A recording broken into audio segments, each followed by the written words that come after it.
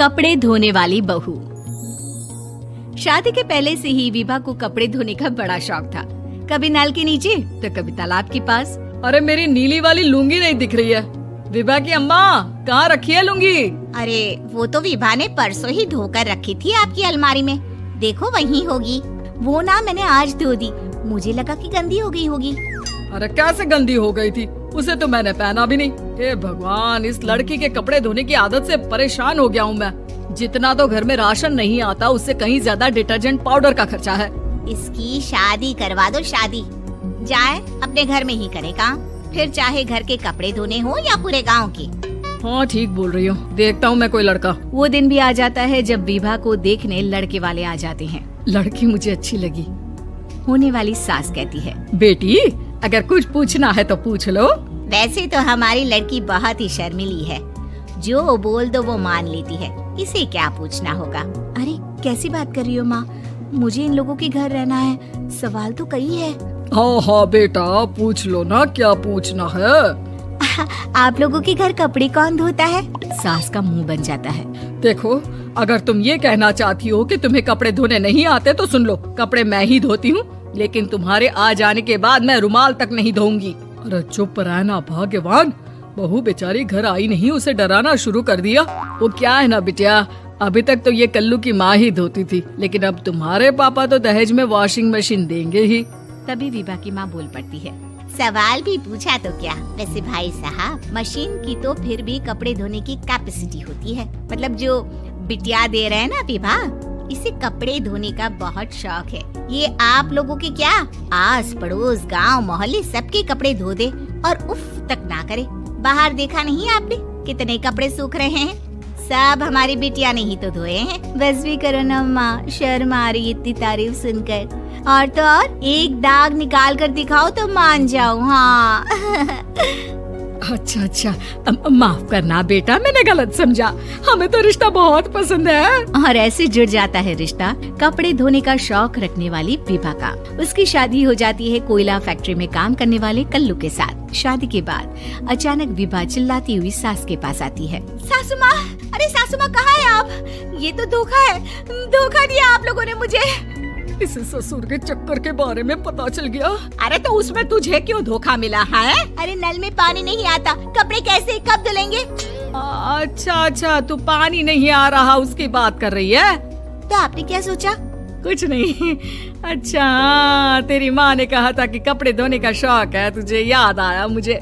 शौक बोलकर कपड़े धोने वाले मेरे जुनून को कम ना आके सासू माँ, कपड़ा धोना मेरा गुरूर है।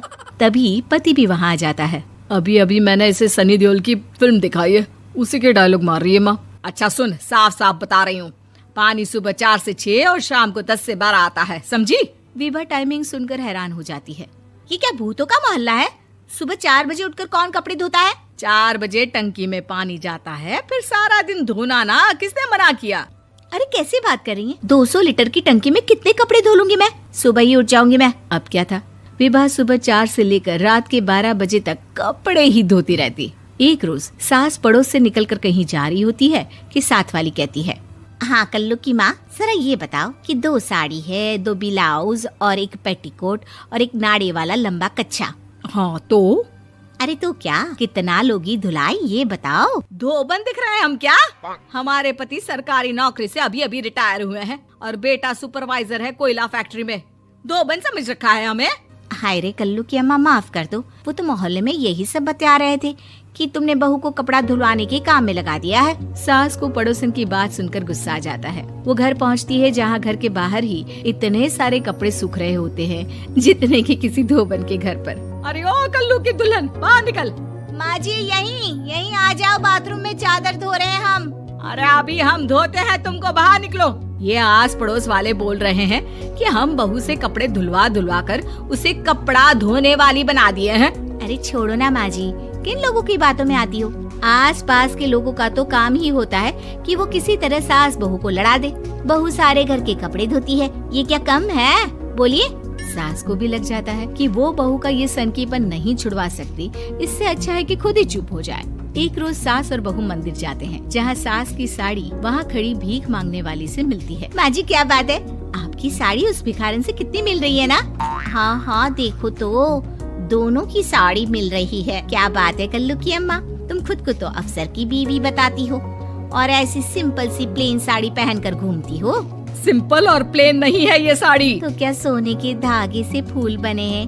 कुछ भी सासू माँ, कुछ भी। हाँ बने थे इस साड़ी में सोने के धागे से फूल। मेरे पति लेकर आए थे मद्रास से स्पेशली मेरे लिए 10,000 की। ताहे भाई साहब इस भिखारन के लिए भी सेम टू सेम साड़ी लेकर आए होंगे 10,000 की।